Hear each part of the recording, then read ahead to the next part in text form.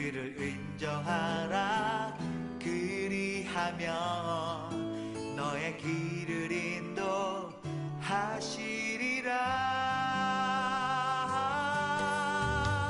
스스로 지혜롭다 여기지 말고 여호와를 경외하며 악을 떠날지어다. 그리하면 너의 길을 인도하시리라.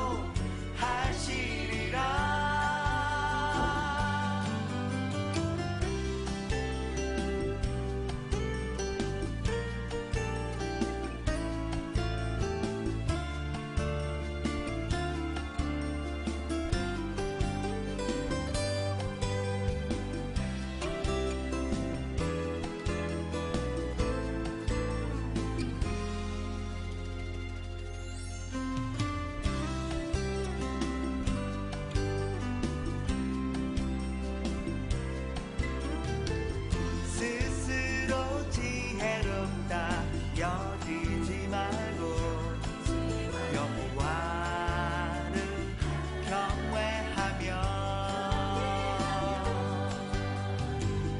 악을 떠날지어다. 그리하면 너의 길을 인도하시리라.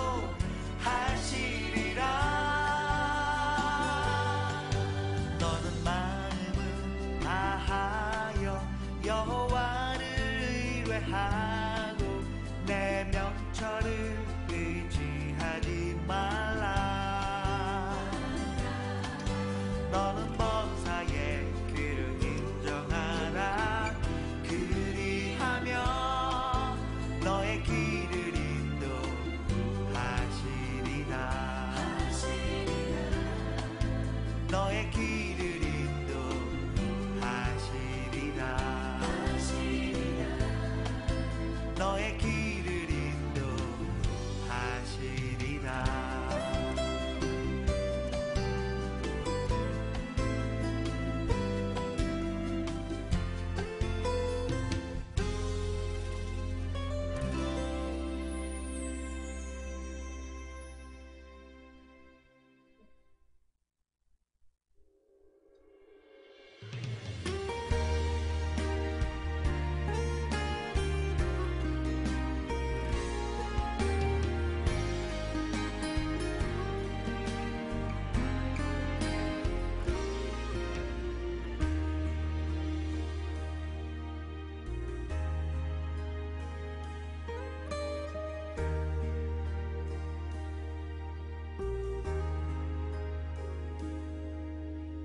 아버지 사랑 내가 노래해.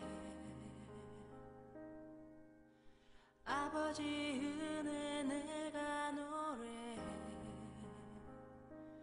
그 사랑 변함없으신 거짓 없으신 성실하신 그 사랑 사랑할 때 꺾지 않으신.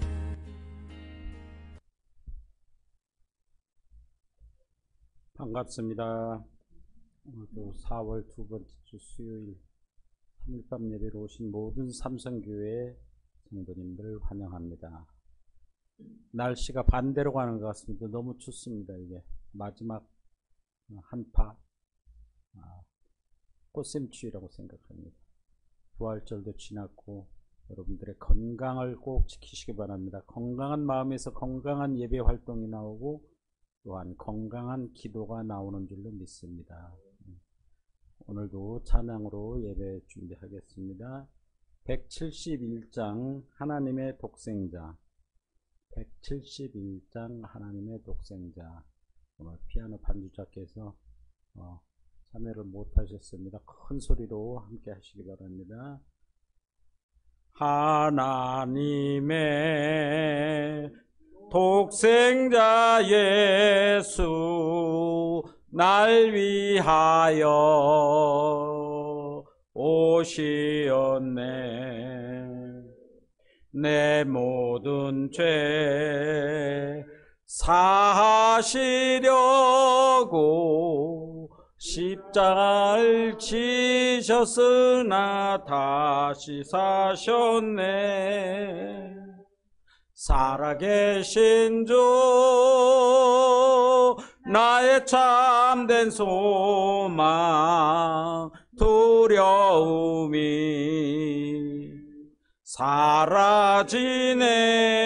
사라지네. 사랑의 주 내 갈 길 인도하니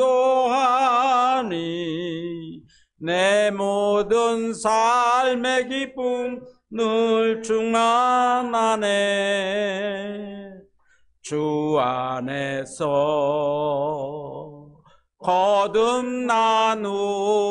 거듭나누리 뻐하며 찬양하리. 가슴 속에 넘치는 확신 우리의 가는 길에 소망 넘치네. 살아계신 주 나의 참된 소망 두려움이 사라지네. 사랑의 주 내 갈 길 인도하니 내 모든 삶의 기쁨 늘 충만하네. 선한 싸움 다 마친 후에 우리 주님 배우리라. 사망 권세 다 물리치고 주님이 다스리니 영광 넘치네. 살아계신 주 나의 참된 소망 두려움이 사라지네. 사랑의 주 내 갈 길 인도하니 내 모든 삶의 기쁨 늘 충만하네. 아멘. 아멘. 찬양 하나 더 하시겠습니다. 197장 은혜가 풍성한 하나님은 197장 은혜가 풍성한 하나님은 은혜가 풍성한 하나님은 믿는 자 한 사람 한 사람 어제도 오늘도 언제든지 편찮고 보호해 주시네. 주여 성령의 은사들을 오늘도 내려 주소서. 성령의 뜨거운 불길로서 오늘도 충만케 하소서. 정욕과 죄악에 물든 맘을 성령의 불길로 태우사 정결케 하소서. 태우소서. 깨끗게 하여 주옵소서. 주여 성령의 은사들을 오늘도 내려 주소서. 성령의 뜨거운 불길로서 오늘도 충만케 하소서. 희생의 제물로 돌아가신 어린 양 우리 주 예수여 구속의 은혜를 내리시사 오늘도 구원해 주소서.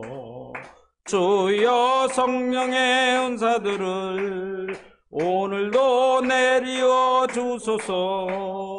성령의 뜨거운 불길로서 오늘도 충만케 하소서.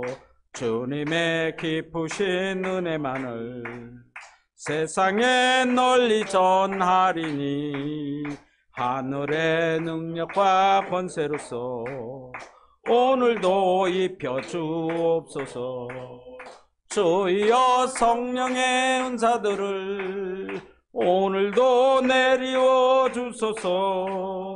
성령의 뜨거운 불길로서 오늘도 3절 4절 다시 한번 하시겠으나 희생의 제물로 돌아가신 어린 양 우리 주 예수여 구속의 은혜를 내리시사 오늘도 구원해 주소서.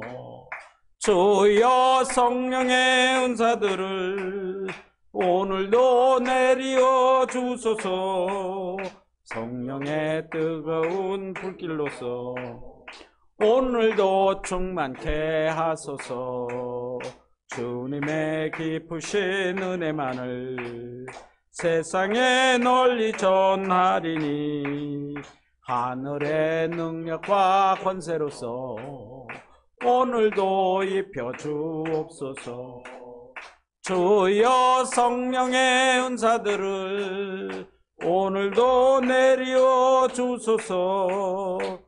성령의 뜨거운 불길로서 오늘도 충만케 하소서. 아멘.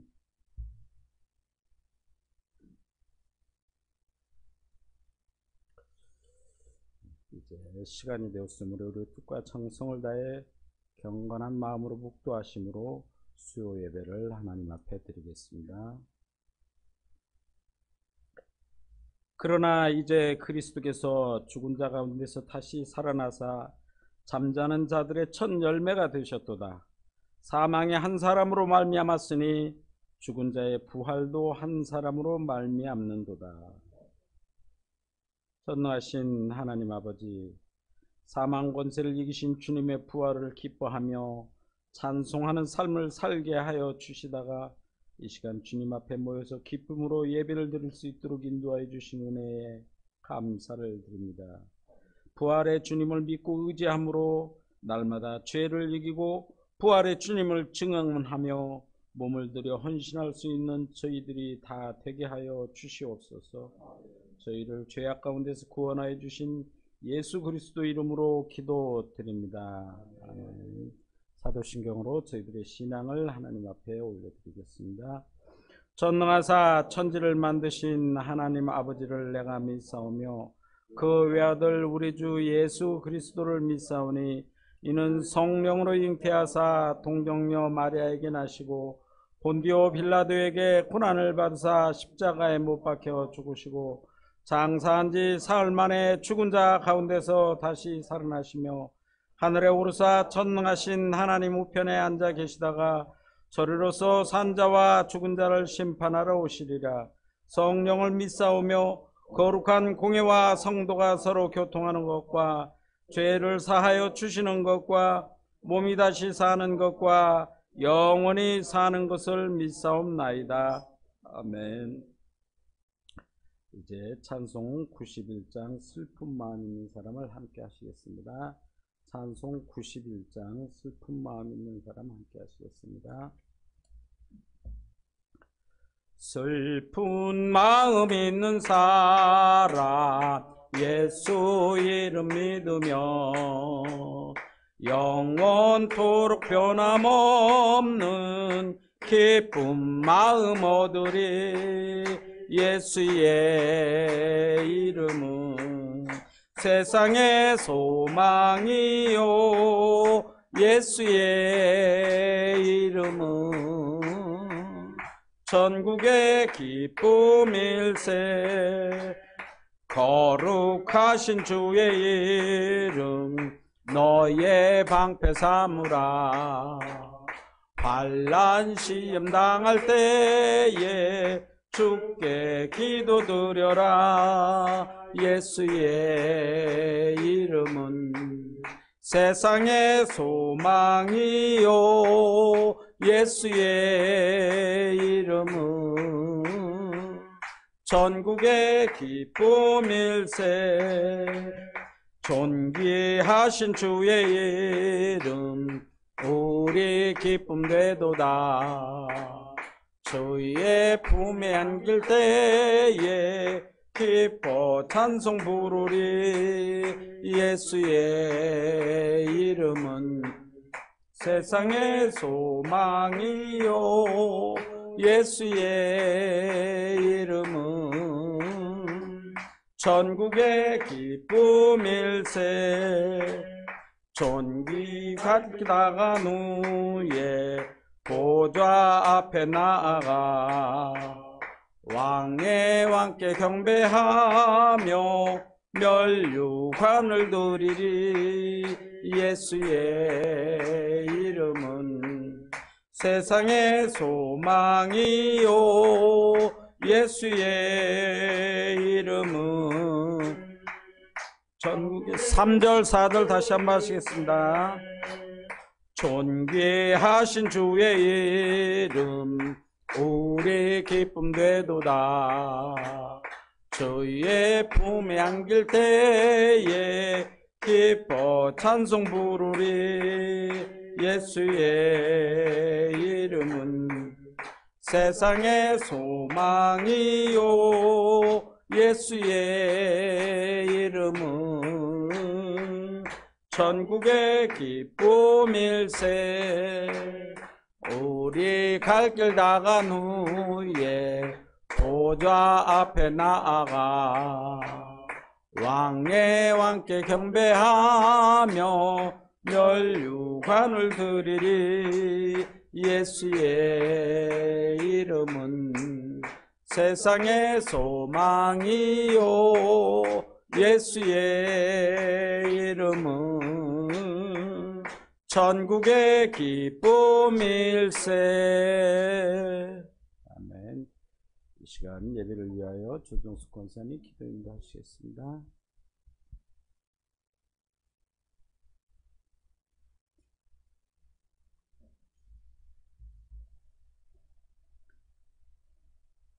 사랑과 은혜가 풍성하신 하나님 아버지 감사드립니다. 아름다운 계절을 주셔서 형형 색색의 꽃들과 죽은 것 같았던 나무들은 파릇파릇 새싹이 돋고 각자의 생명들을 움트는 계절, 꽃들을 보면서 참 아름답다 느끼면서 우리 아버지의 무한하심에 감사를 드립니다. 하나님께서 사람을 지으시고 복 주시면서 보시기에 심히 좋았더라 말씀하신 아버지, 공평하신 하나님께서 주님의 종된 자의 마음으로 감사의 샘을 잊고 마치 받은 것이 당연한 나의 이치인 양 은혜를 잃어버린 채 적고 많음을 낮고 높음을 따지지도 않고 그냥 감사만 하면 되는데 저희들에게 주신 모든 것이 거저 주심을 깨닫지 못함을 용서하여 주시옵소서. 말씀으로 온전히 살아가며 원망이 아닌 이해의 마음으로 틀린 것이 아니고 다른 것이라는 것을 이해하면서 모든 염려 걱정을 주님께 맡기며 참 평안함을 구하옵니다.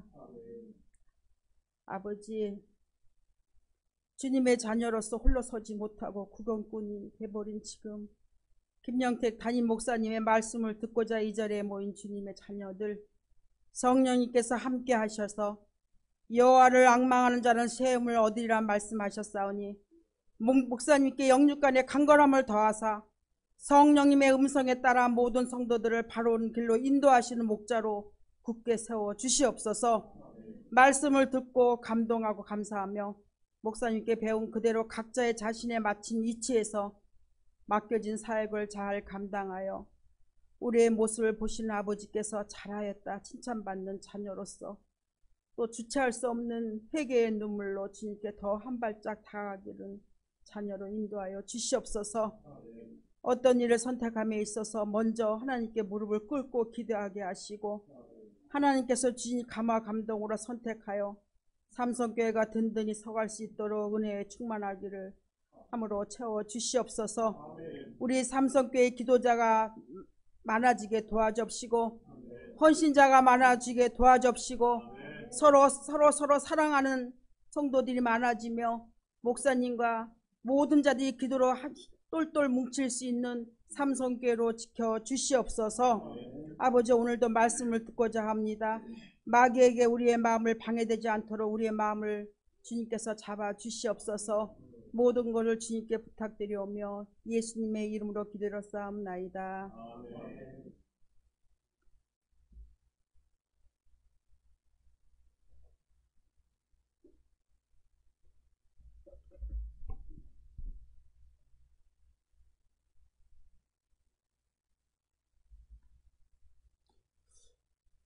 이 시간 저희들에게 주신 성경 말씀을 찾아보겠습니다. 오늘의 성경 말씀은 요한계시록 13장 1절로 18절 말씀입니다. 요한계시록 13장 1절로 8절 말씀, 제가 보고 있는 성경 신약 411면에 있습니다. 요한계시록 13장 1절로 18절 말씀. 요한계시록 13장 1절로 18절 말씀, 제가 한 절씩 교독하시고 마지막 절 합독하시겠습니다. 제가 먼저 받들어 봉독하겠습니다. 내가 보니 바다에서 한 짐승이 나오는데 뿔이 10이요 머리가 7이라. 그 뿔에는 10왕관이 있고 그 머리에는 신성모독하는 이름들이 있더라. 내가 본 짐승은 표범과 비슷하고 그 발은 곰의 발 같고 그 입은 사자의 입 같은데 용이 자기의 능력과 보좌와 큰 권세를 그에게 주었더라. 그의 머리 하나가 상하여 죽게 된 것 같더니 그 죽게 되었던 상처가 나음에 온 땅이 놀랍게 여겨 짐승을 따르고 용이 짐승에게 권세를 주므로 용에게 경배하며 짐승에게 경배하여 이르되 누가 이 짐승과 같으니 누가 능히 이와 더불어 싸우리라 하더라. 또 짐승이 과장되고 신성모독을 말하는 입을 받고 또 42달 동안 일할 권세를 받으니라. 짐승이 입을 벌려 하나님을 향하여 비방하되 그의 이름과 그의 장막 곧 하늘에 사는 자들을 비방하더라. 또 권세를 받아 성도들과 싸워 이기게 되고 각 족속과 백성과 방언과 나라를 다스리는 권세를 받으니 죽임을 당한 어린 양의 생명책에 창세 이후로 이름이 기록되지 못하고 이 땅에 사는 자들은 다 짐승에게 경배하리라. 누구든지 귀가 있거든 들을지어다. 사로잡힐 자는 사로잡혀 갈 것이요 칼에 죽을 자는 마땅히 칼에 죽을 것이니 성도들의 인내와 믿음이 여기 있느니라. 내가 봄에 또 다른 짐승이 땅에서 올라오니 어린 양같이 두 뿔이 있고 용처럼 말을 하더라. 그가 먼저 나온 짐승의 모든 권세를 그 앞에서 행하고 땅과 땅에 사는 자들을 처음 짐승에게 경배하게 하니 곧 죽게 되었던 상체가 나은 자니라. 큰 이적을 행하되 심지어 사람들 앞에서 불이 하늘로부터 땅에 내려오게 하고 짐승 앞에서 받은 바 이적을 행함으로 땅에 거하는 자들을 미혹하며 땅에 거하는 자들에게 이르기를 칼에 상하였다가 살아난 짐승을 위하여 우상을 만들라 하더라. 그가 권세를 받아 그 짐승의 우상에게 생기를 주어 그 짐승의 우상으로 말하게 하고 또 짐승이 우상에게 경배하지 아니하는 자는 몇이든지 다 죽게 하더라. 그가 모든 자 곧 작은 자나 큰 자나 부자나 가난한 자나 자유인이나 종들에게 그 오른손에나 이마에 표를 받게 하고 누구든지 이 표를 가진 자 외에는 매매를 못하게 하니 이 표는 곧 짐승의 이름이나 그 이름의 수라. 지혜가 여기 있으니 총명한 자는 그 짐승의 수를 세어보라. 그것은 사람의 수니 그는 666이니라. 아멘. 오늘 이 귀하신 말씀을 가지고 성도들의 인내와 믿음이라는 제목으로 담임 목사님께서 말씀을 전하시겠습니다. 성도들의 인내와 믿음이라는 귀한 말씀을 전하실 때 크신 은혜의 시간 되시기 바랍니다. 목사님 나오십니다.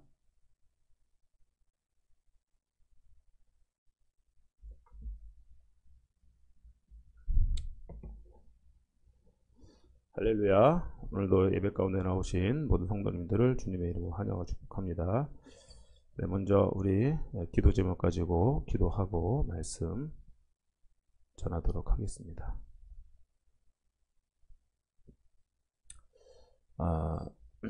약간 좀 갑자기 결정된 일인데요. 다음 주 수요일 날, 바로 다음 주 딱 일주일 됩니다. 다음 수요일 날 우리 삼성교회 1일 부흥회가 있을 예정입니다. 1일 부흥회. 왜 1일 부흥회가 있느냐? 우리가 이제 베트남에 선교를 정식으로 두 번을 가게 됐습니다. 미얀마 갈 때 한 번 가고, 그렇죠. 우리 두 번 간 거죠. 거기서 이제 우리 함께 동역했던 안병훈 선교사님께서 한국에 오셔서 이제 우리 교회에 오시게 됐는데, 그 스케줄상 수요일밖에 되지가 않아요. 주일날이 다 착고해가지고 수요일날 오시게 되었습니다. 그래서 다음 주 수요일에는 우리 본당에서 예배드리면서 1일 부흥회로 이제 우리가 하나님 앞에 나아가고 은혜 받는 시간을 갖도록 할 것입니다. 그런데 이제 하나님께 선물을 주셨습니다.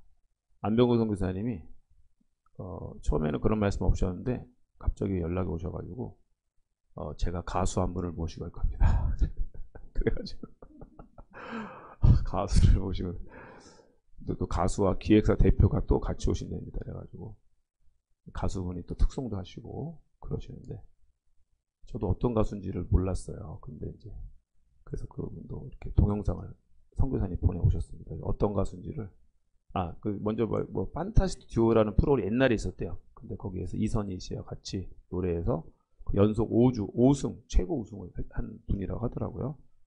저는 잘 모르는데 어쨌든 그 프로그램을 보신 분도 있으리라 생각이 됩니다. 그러니까 많은 기대를 가지시고 여러분 참여하시고, 제가 목회하면서는 처음입니다. 이런 뭐 가수, 연예인 이런 분들은. 저는 이제 주로 선교사님이나 목사님들만 꾸준히 모셔서 말씀 듣고 그랬는데, 예전에 원로 목사님 있을 때 구봉서 분이 한 번 오셔도 기억이 나고, 그리고는 저희 교회에 이렇게 연예인급 오시는 거는 처음인 것 같아요. 그래서 또 이렇게 코로나로 인해서 지쳤던 성도님들에게 위로가 될 수 있는 시간이 될 수 있을 것도 같고, 그래서 선교사님이 같이 오신다는데 제가 오지 마세요, 그럴 수도 없는 상황입니다. 그렇기 때문에 다음 주에 기대하시고 많은 분들도 홍보하셔서 같이 오셔서 은혜 받는 그러한 시간이 되었으면 좋겠습니다. 그래서 사실 뭐 우리가 홍보할 시간도 별로 없고, 요번 주일에 딱 한 번 이제 성도님께 홍보하고 다음 주에 부흥회를 해야 되는 것이기 때문에, 오늘 미리 온 수요일에 오신 분들이 주변의 분들 많이 또 이렇게 알려주시고 홍보해 주시고, 우리가 또 이제 전도지를 좀 만들 생각이에요. 그래서 안병근 선교사님 그 사역하는 거랑, 또 이분 이름이 예진아씨래. 예진아씨. 그 무슨 명이라고 하지? 연예인 명이라고나 뭐 활동할 때 부르는 이름 있잖아요. 본명 말고. 그게 예진아씨라는 분이랍니다. 그래서 예진아씨도 온다 그래가지고 이렇게 해가지고 좀 만들어가지고 동네에 좀 전단지도 뿌리고 좀 그럴 예정입니다. 자, 그래서 어쨌든 이 1일 부흥회, 갑자기 하나님께서 또 이렇게 우리에게 허락하신 이 1일 부흥회가 주 안에서 은혜롭게 진행되고 성령 충만한 시간, 우리가 은혜 받고 우리의 또 여러 가지 어려운 마음들이 다시 회복되고 또 성령 충만한 그런 시간이 될 수 있도록 기도해 주시고요. 또 이번 주일 오후 예배가 제3여전도회 헌신 예배입니다. 제3여전도회 헌신 예배인데, 제3여전도회와 또 우리 모든 성도들이 함께 참여해서 하나님을 다시 헌신을 다짐하고 귀한 은혜 받는 시간 되게 하옵소서. 또 부활주일 이제 지나고 우리 계속해서 우리의 심령이 새로워지고 회복되고 부활되어서 하나님 앞에 다시 귀하게 쓰임받는 그러한 사명자들로 다시 굳건히 세워지는 우리 삼성교회 성도들 될 수 있도록 다 같이 1, 2분간 통성으로 기도하며 나아갑니다. 오 할렐루야. 사랑과 은혜가 충만하신 하나님 아버지 감사합니다. 아버지 하나님, 오늘 우리와 함께 우리 하나님께 함께 하심을 믿습니다. 또 우리를 통해서 우리 하나님께 예비하심이 있을 줄로 믿습니다. 우리 하나님이 도와주시고 역사하여 주셔서 우리 삼성교회가 다시금 아버지 부활의 주님과 함께 다시 살아나는 역사가 나타나게 하실 줄로 믿습니다. 또 이를 위해서 하나님의 계획하심 있는 줄로 믿습니다. 우리 하나님께서 안병훈 선교사님을 또 우리 삼성교회에 보내주시고, 또 하나님 안병훈 선교사님과 함께 귀하게 함께 사역하는 이러한 아버지 하나님이여 귀한 사역자들을 보내주시니 감사합니다. 우리 하나님께서 은혜 풀어주시고 역사하여 주셔서 아버지 그 시간이 은혜의 시간 되게 하시고 하나님이 기뻐하시는 시간 되게 하시고 우리를 통하여서 하나님이 일하시는 귀한 은혜의 시간 될 수 있도록 역사하시고 은혜를 베풀어 주시옵소서. 성령의 충만함을 받는 시간 되게 하시고 하나님께서 일하심을 우리가 경험하는 그러한 시간 될 수 있도록 역사하여 주셔서 안병훈 선교사님께 성령의 충만함을 더하시고 그 입술에 아버지 권능을 더하시사 아버지 우리 다쳐 닫혀진 마음도 열려지게 하시고 우리의 모든 심령이 다시금 아버지 앞에 설 수 온전히 설 수 있도록 은총을 내려주시고 아버지 하나님 우리가 다시 새 힘을 얻는 시간 되게 하시고 다시 성령 충만한 시간 될 수 있도록 역사하여 주옵소서. 제3여전대를 축복합니다. 우리 제3여전대 헌신예배로 나아갈 때 우리 하나님께 함께해 주시고 다시금 하나님의 헌신을 다짐하는 사명자로서의 삶을 세워갈 수 있도록 은총을 내려주시고 역사하여 주시옵소서. 주님 감사합니다. 우리 하나님 감사할 수 있습니다. 예수님의 이름으로 기도합나이다. 아멘.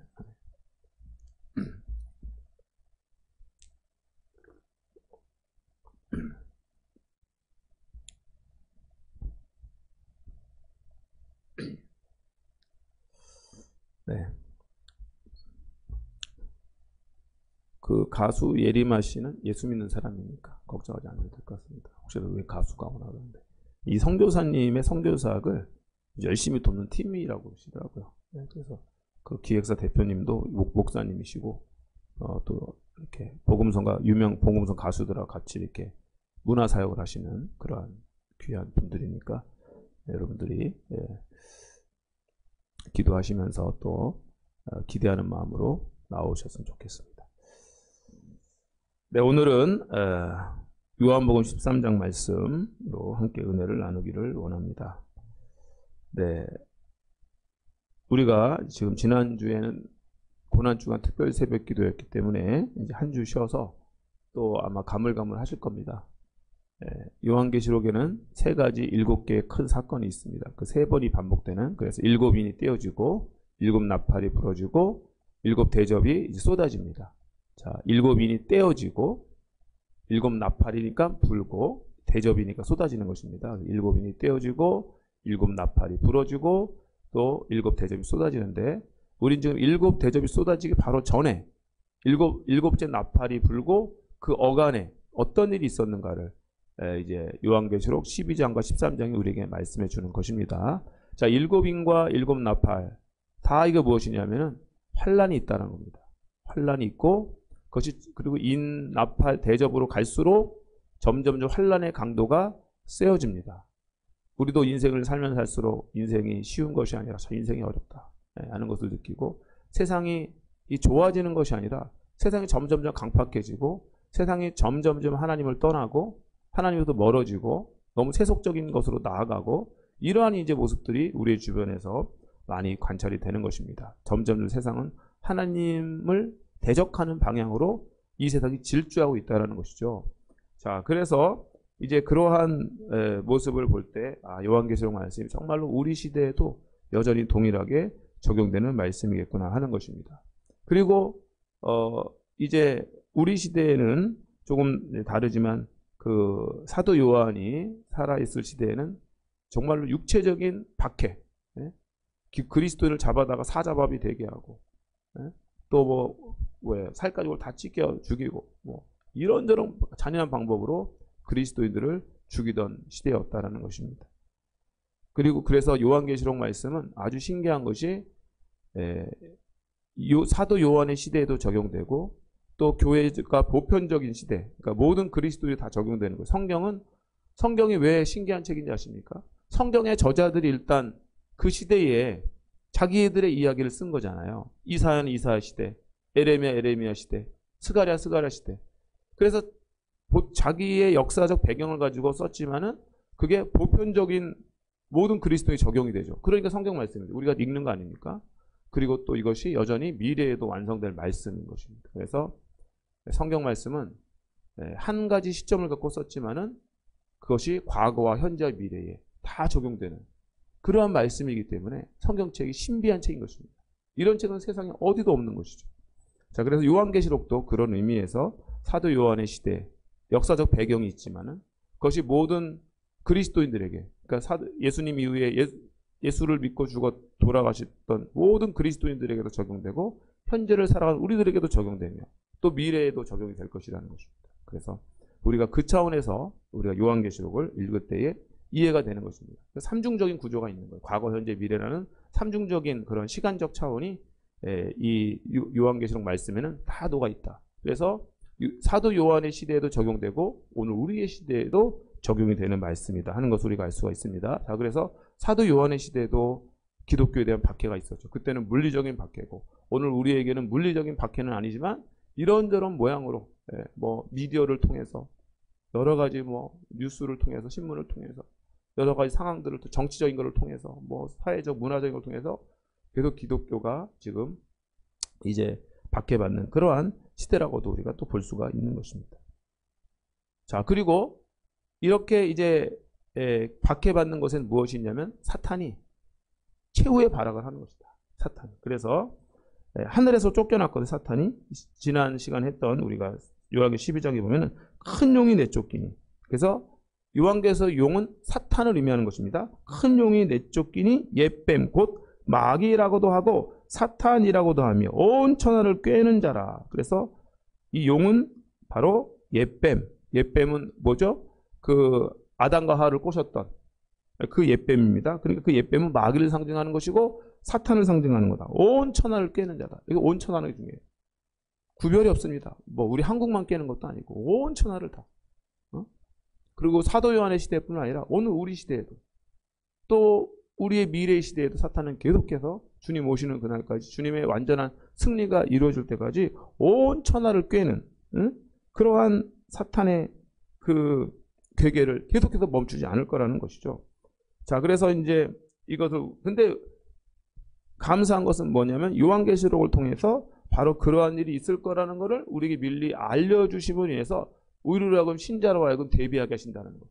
그래서 이런 일을 보고도 사탄의 역사이고 우리가 알 수가 있다는 것입니다. 그래서 사탄은 이 모든 이제 그 하나님을 대적하는 모든 일에 어떤 모든 일을 뒤에서 이제 그 어떤 사람들을, 하나님을 대적하는 사람들을 이 사탄이 그 마음을 사로잡는 것이죠. 그래서 이제 오늘 13장에는 짐승이 나옵니다. 짐승.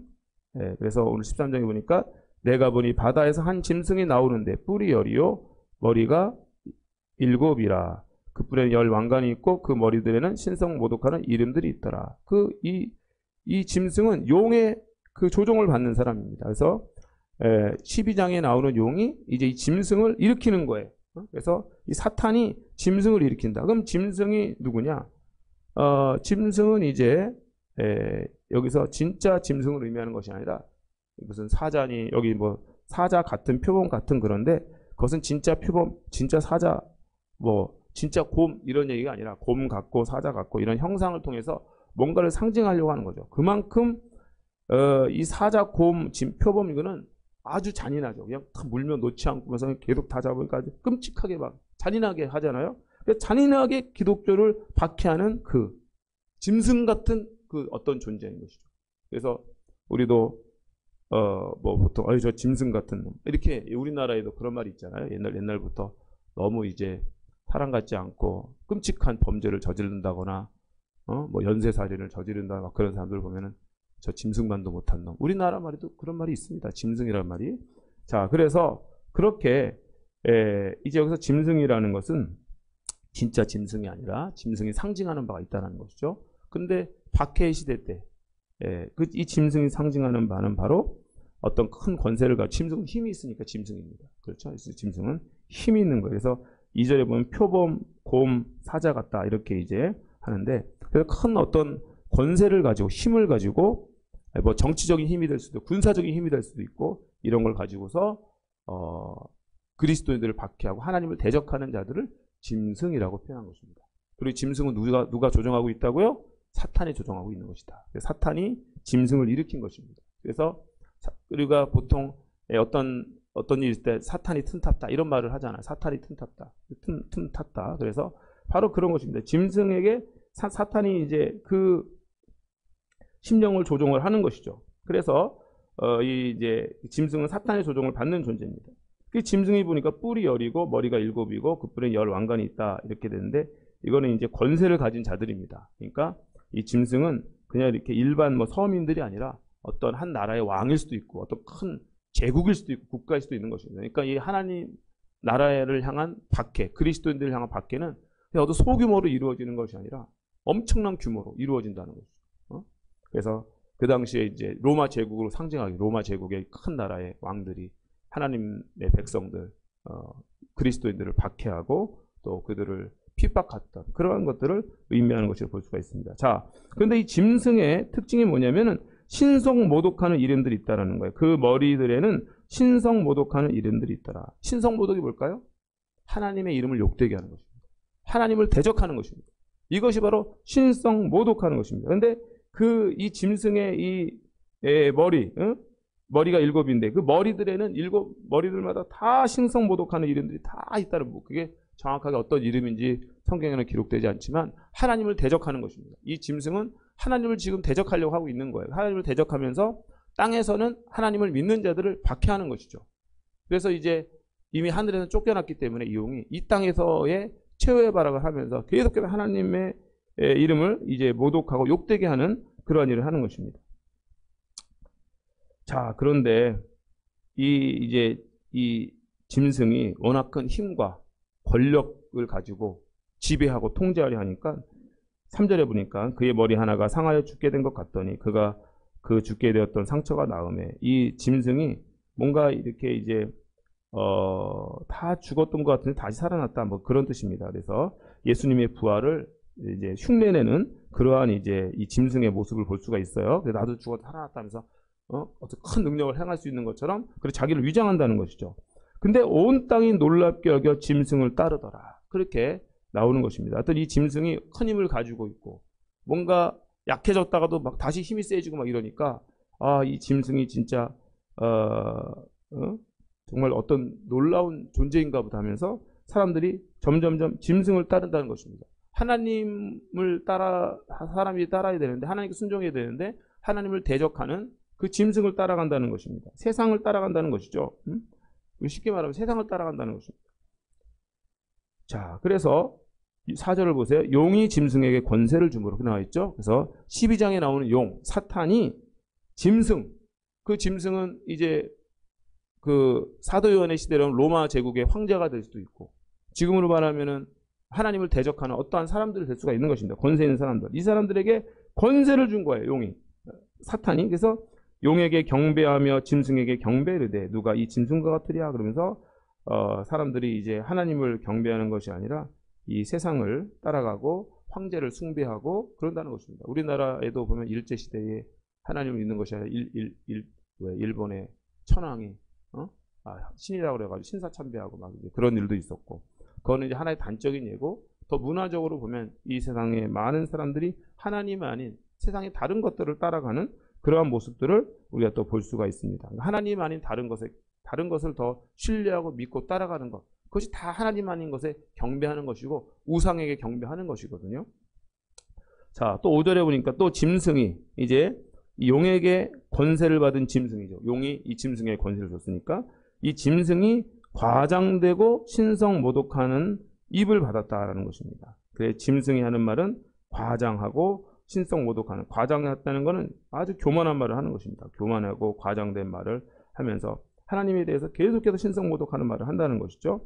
그래서 42달 동안 일할 권세를 받았다. 42달은 3년 반이라고 말씀드렸습니다. 그래서 3년 반 동안에 굉장히 큰 환란과 박해가 있다. 말세에 언젠가. 그 다음에 또 이거를 기독교 초기로 우리가 이해한다고 한다면은 어떤 한 기간 동안, 긴 기간 동안 3년 반이면 사실 이게 짧은 기간이 아니거든요. 만약에 박해가 3년 반이다 그러면은 근데 참 신기한 게 우리 코로나가 3년 반 정도 되잖아요. 지금 너무 신기한 것 같아요. 짧은 기간에 우리가 지나고 보니까 빨리 지나갔지만은 그 한복판에 있을 때는 또 굉장히 힘들고 어려운 기간입니다. 그래서 두 가지 의미가 다 있을 수 있어요. 3년 반이라는 기간은 긴 기간으로 상정될 수가 있습니다. 고통의 시간이 곧 긴 기간이거든요. 그러나 지나간다는 것. 반드시 지나가고 끝은 있다는 것이죠. 아무리 고통스러운 기간도 끝은 있다 하는 것입니다. 그것을 우리가 알면 되고. 자, 그 다음에 6절. 짐승이 입을 벌려 하나님을 향하여 비방하여. 짐승은 계속 하나님을 비방합니다. 신성모독. 계속 1절에도 신성모독한다. 5절에도 과장되고 신성모독하는 말한다. 6절에도 짐승이 입을 하나님을 향하여 비방하고 그의 이름과 그의 장막과 하늘에 사는 자들을 비방하더라. 그래서 짐승은 계속 비방하는 것입니다. 그리고 이제 하나님을 향하여 비방하고 여기서 아주 중요한 표현인데 하늘에 사는 자들이라는 표현입니다. 하늘에 사는 자들 누구일까요? 예수 믿는 사람들입니다. 그리스도인들. 그러니까 지금 예수 믿고 죽어서 천국에 있는 분들만을 의미하는 것이 아니라 모든 성도들. 예. 이분들은 그러니까 죽어 있든지 살든지 하나님 앞에서 모든 성도들은 지금 살아서 예수를 믿는 사람도 성도이고 예수 믿고 이제 벌써 1000년, 2000년 전에 천국 가신 분들 다 성도입니다. 우리는 모두가 다 하늘에 사는 자들인 줄로 믿습니다. 우리는 하늘에 사는 자들입니다. 예. 두 발은 이 땅을 딛고 있지만은 예, 우리는 하늘에 속한 자들이고 하늘을 살아가는 하나님의 자녀들인 줄로 믿습니다. 그래서 사탄이 하는 일은 이 하늘에 사는 자들을 비방한다는 것입니다. 끊임없이 이 세상 사탄은 우리 믿는 자들을 비방한다는 거예요. 예수 믿는 자들을 깎아내리고 비방한다는 것입니다.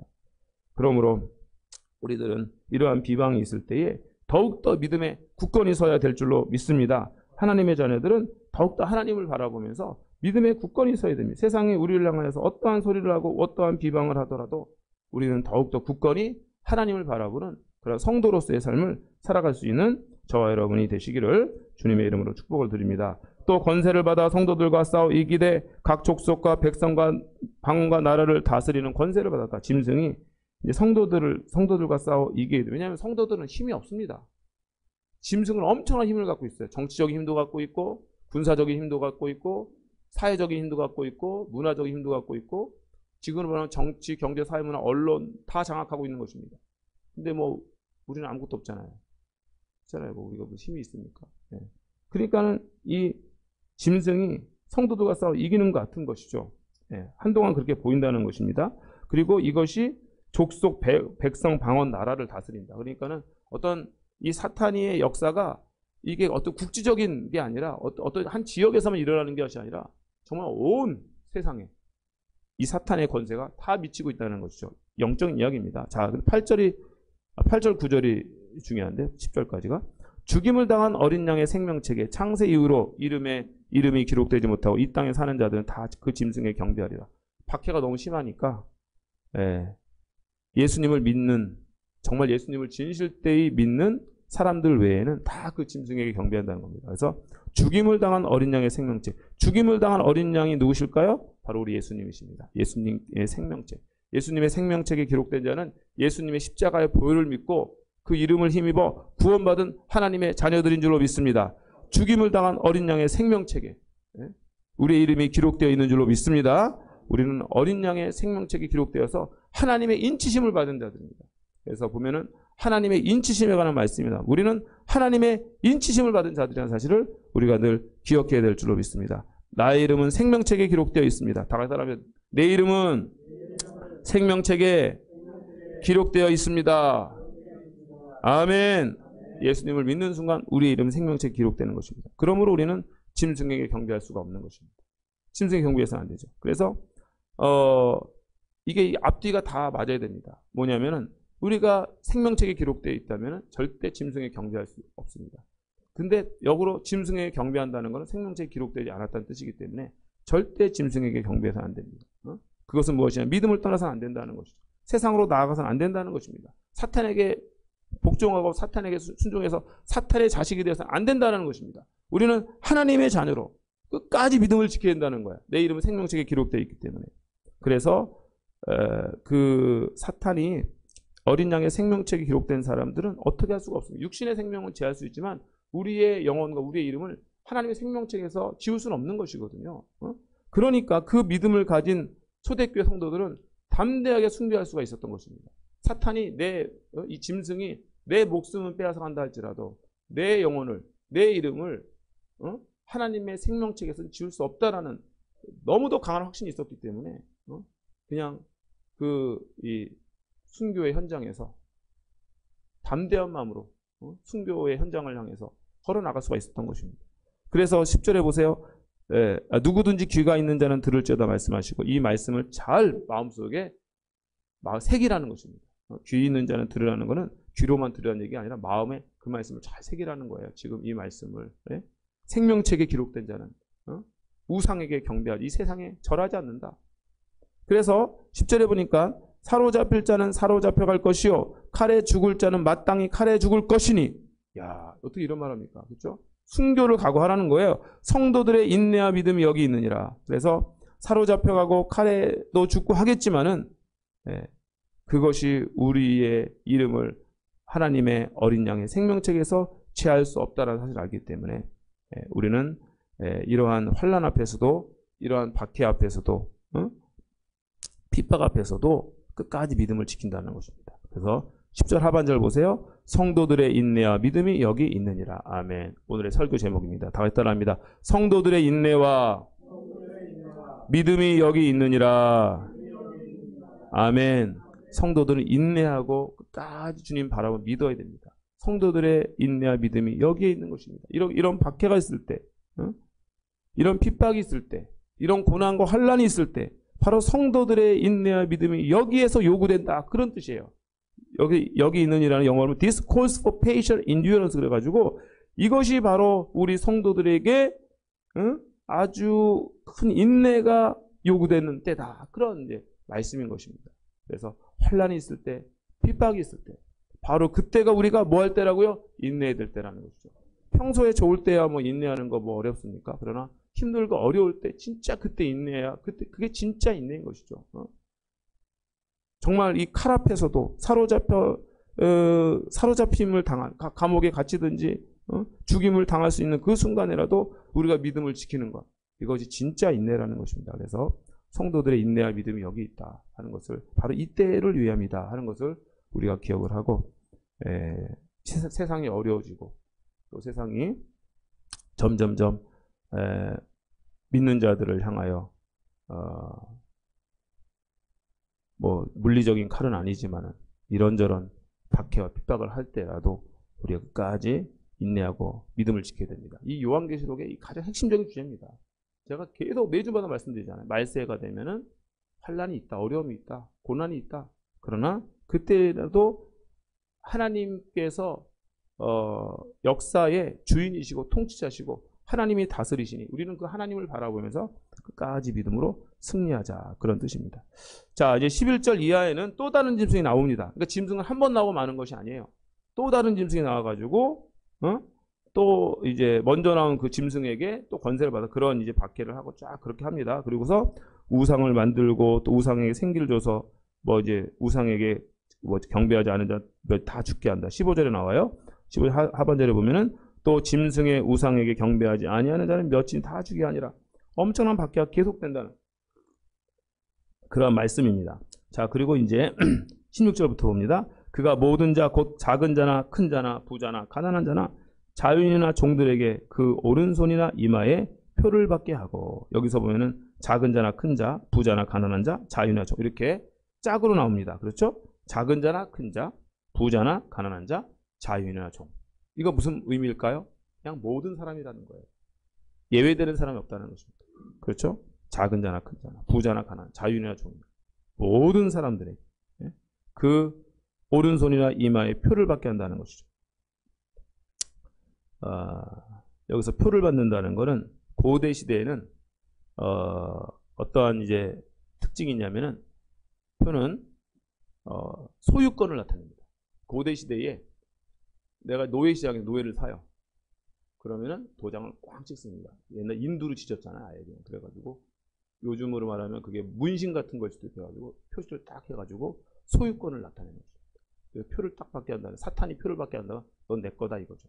그래서 그 요한계시록 몇 장에 이제 지금 내가 기억은 안 나지만은 그 어린 양의 우리가 하나님의 인을 받는다. 우리는 하나님의 인치심을 받은 자들이에요. 하나님이 너는 내 것이더라고 딱 인을 치신 거죠. 마귀도 비슷하게 따라하는 거예요. 제가 지금 시간 관계상 다 얘기하지 못했는데 13장, 13장은 마귀가 계속 하나님 흉내를 내는 거예요. 자기가 계속해서 그런 것입니다. 하나님의 통치와 다스림, 자기가 이 세상에 하나님처럼 흉내내는 거예요. 지금 어쨌든 간에.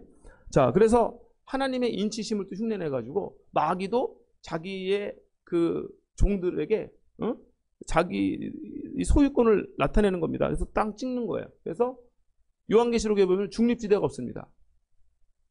그 하나님의 인도받고 마귀의 인도 이건 없어요. 하나님의 인을 받든지 마귀의 인을 받든지 하나님의 표를 받든지 짐승의 표를 받든지 둘 중에 하나입니다. 중간지대가 없다는 거예요. 하나님을 섬기든지 세상을 섬기든지 중간에서 머뭇머뭇거릴 수가 없다는 것입니다. 우리는 딱 결단해야 된다는 거예요. 내가 하나님의 사람은 하나님을 섬길지 아니면 세상에 마귀의 밥이 돼서 지옥 자식이 될지. 누가 지옥 자식 멸망의 자식이 되겠습니까? 우리는 하나님의 자녀로서 살아가야 될 줄로 믿습니다. 자, 그래서 어쨌든 이렇게 마귀는 마지막에 자기의 그 마귀에게 속한 자들에게 표를 받게 한다. 그래서 이제 이 마귀의 자식이라고 확실하게 하는 것이죠.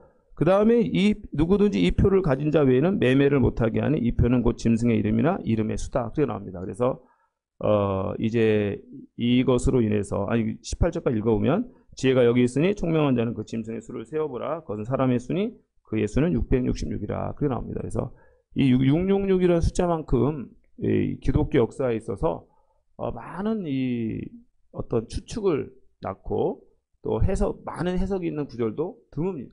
666이라는 거. 그래서 별의별 게 다 나왔어요. 666에 대해서. 그래서 뭐 이 짐승에서 666이 뭐 옛날에 교황이다. 또 뭐 어디 유럽 공동체다. 뭐 유럽 연합 회장이다. 그리고 뭐 어떤 사람 김정일이 666이다. 뭐 그 다음에 이제 제가 중고등학교 다니고 그럴 때는 뭐가 있었냐면은 바코드가 처음 나와.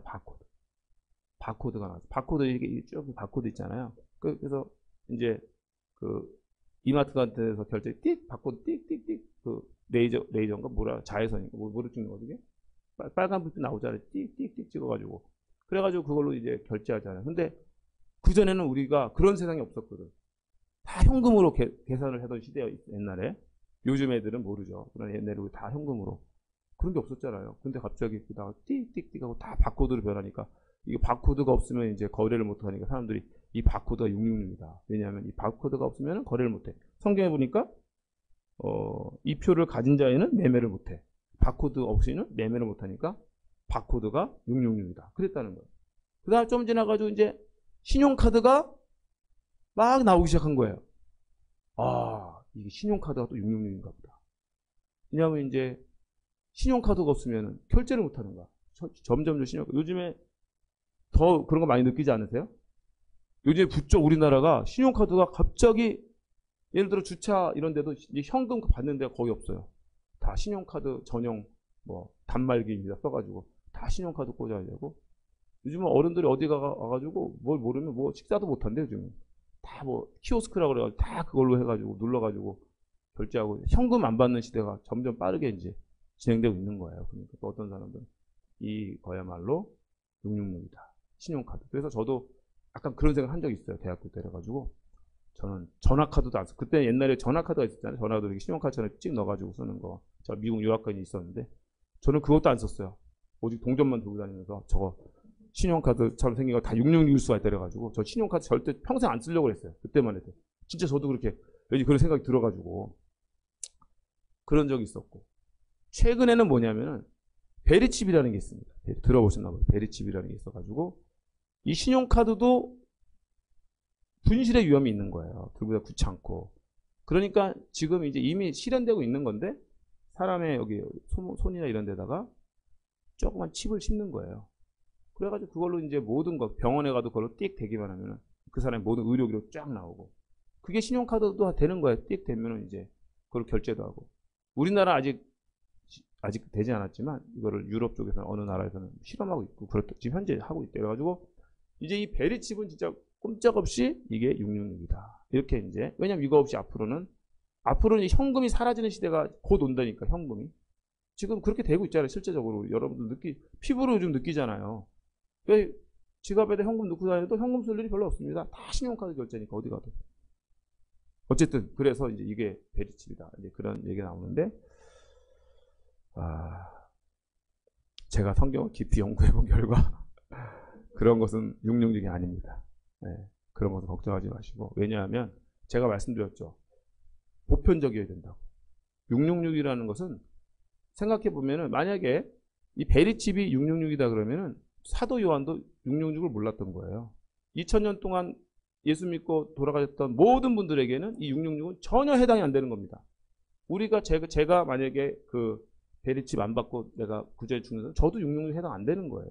그럼 이 666은 성경이 보편적인 모든 시대 모든 사람들에게 적용되어야 되는 말씀인데 그 베리칩을 받는 그 소수의 사람들에게만 이게 적용된다면은 이 성경의 보편성에 맞지 않는 겁니다. 그래서 666은 어떤 특정한 어떤 신용카드라든가 신용카드 안 썼던 사람들의 666은 그럼 이 말씀은 아예 소용이 없는 말씀이 되잖아요. 그러므로 666은 그렇게 적용하는 것이 아니라 이 6이라는 숫자가 일단 중요합니다. 왜냐하면 하나님의 완전수는 7이에요. 7.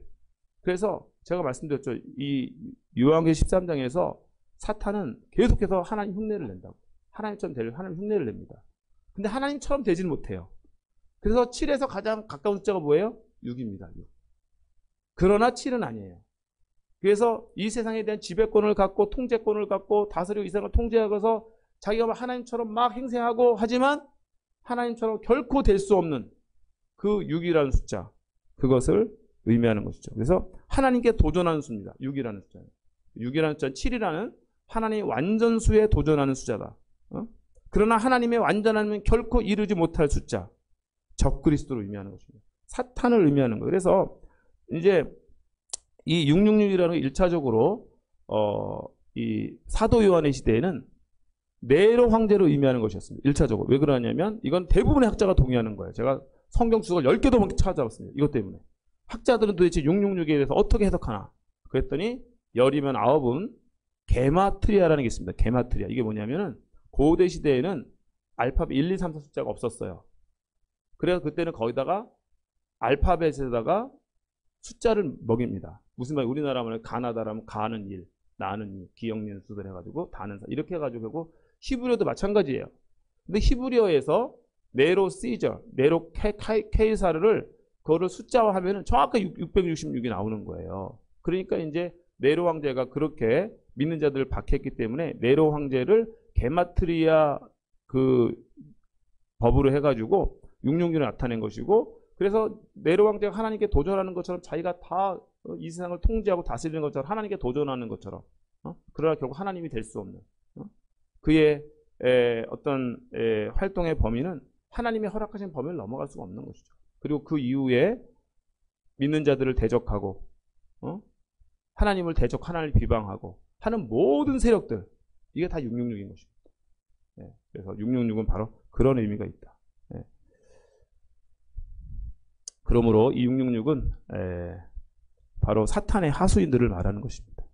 짐승 앞에 머리 숙이고 짐승을 따르는 자들, 하나님이 영원히 심판을 받을 자들인 것입니다. 그러므로 우리는 이 666이 뭐 이제 어떤 특정한 뭐 신용카드다 이런 생각하지 마시고, 666은 하나님을 도전하는 수구나. 하나님께 도전하고 하나님을 비방하고 그러나 하나님을 결코 넘어설 수 없는 그러한 이 세상의 수이구나 하는 것을 기억을 하고, 우리 시대에도 그러니까 666 적그리스도가 많은 것입니다. 하나님을 대적하는 모든 사람들, 이런 것들을 우리가 기억을 하면서, 그러나 우리는 성경에 우리에게 말해주는 건 뭐예요? 우리는 하나님의 통치 가운데 있다 하는 것입니다. 아무리 마귀가 우리를 시험하고 어려움을 주고 박해한다 할지라도 우리는 하나님의 어린 양의 생명책에 기록된 자들이라는 거죠. 우리의 이 믿음과 하나님의 사랑 안에서 끊을 수 있는 것은 아무 없다라는 것입니다. 그래서 우리가 끝까지 믿음 지키면, 성도의 인내와 믿음, 마지막 때가 되면 어쨌든 환란이 있고 마귀가 최후의 발악을 하지만 그래도 불구하고 우리는 하나님께 속한 자로서 끝까지 인내하면 반드시 승리하게 될 줄로 믿습니다. 이 승리의 영광을 하나님 안에서 끝까지 누리는 저와 여러분 다 되시기를 주님의 이름으로 축복을 드립니다. 오늘 주신 말씀 기억하면서 1, 2분간 다 통성으로 기도하며 나갑니다. 오 할렐루야. 사랑과 은혜가 충만하신 하나님 아버지 감사합니다. 아버지 오늘 또한 요한계시록 13장 말씀을 통하여서 아버지 이 세상이 말세가 되면 얼마나 많은 환난과 박해가 있는가를 깨닫게 하시니 감사드립니다. 큰 환난과 어려움이 있지만 아버지 죽임을 당한 어린 양의 생명책에 아버지 그 이름이 기록된 자는 결코 지울 수 없을 줄로 믿사오니 하나님의 우리가 하나님의 어린 양의 생명책에 기록된 자로서 끝까지 믿음을 지키게 하여 주시옵소서. 성도들의 인내와 믿음이 여기 있다 말씀하여 주었사오니 아버지 하나님이여 성도들의 인내와 믿음을 아버지 하나님이여 끝까지 우리가 지키며 나갈 수 있도록 역사하시고 은혜를 베풀어 주시옵소서. 하나님이여 역사하시고 하나님의 은혜를 베풀어 주실 줄로 믿습니다. 아버지 하나님 성도들의 아버지 우리가 더욱더 인내하게 하옵소서. 아버지 끝까지 참게 하여 주시옵소서. 할렐루야. 하나님 아버지 도와주시고 역사하여 주실 줄로 믿습니다. 오 할렐루야. 하나님 아버지 주여 도와주시고 주여 역사하여 주시옵소서. 오 할렐루야. 하나님 아버지 도와주시고 은혜를 풀어주실 줄로 믿습니다. 아버지 하나님 우리 안에 역사하시고 은혜를 풀어주시고 은혜종을 내려 주시옵소서. 하나님 감사합니다. 어떠한 환난과 박해가 있다 할지라도 나의 이름이 죽임당하신 어린 양의 생명책에 기록되어 있음을 믿고 확인하고 고백하면서 끝까지 인내하고 믿음을 지켜 최후의 승리를 얻을 수 있는 하나님의 자녀들 다 될 수 있도록 은혜를 내리워 주시옵소서. 감사함이 예수님의 이름으로 기도합나이다. 아멘. 하늘에 계신 우리 아버지여, 이름이 거룩히 여김을 받으시오며 나라의 임하옵시며 뜻이 하늘에서 이루어진 것 같이 땅에서도 이루어지이다. 오늘날 우리에게 일용할 양식을 주옵시고 우리가 우리에게 죄 지은 자를 사하여 준 것 같이 우리 죄를 사하여 주옵시고 우리를 시험에 들게 하지 마옵시고 다만 악에서 구하옵소서. 나라와 권세와 영광이 아버지께 영원히 있사옵나이다. 아멘.